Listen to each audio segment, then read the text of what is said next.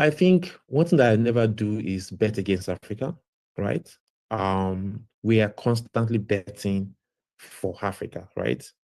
Everything we do at Flutterwave is all about how do we give Africa a chance. I tell my leadership team, when you choose to work in Flutterwave, you've chosen to help Africa to scale, right? And we're at the forefront of it. We're fueling that growth, that explosion.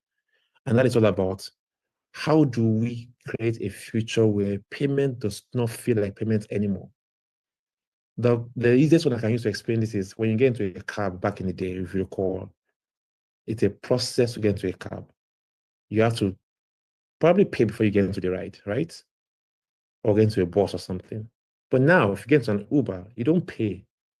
You pay, obviously, but you pay after. There's this after service experience that you get.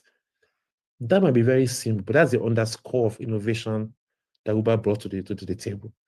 That's how we want payments to be across Africa in the future. How do we make it simpler to pay with your account?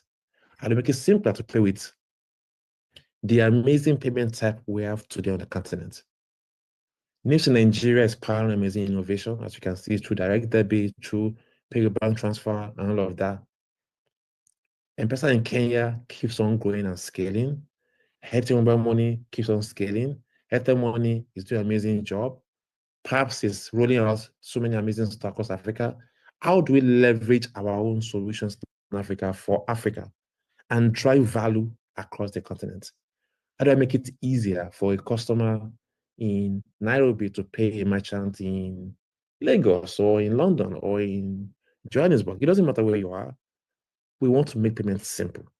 And we still have a long way to go in making that happen.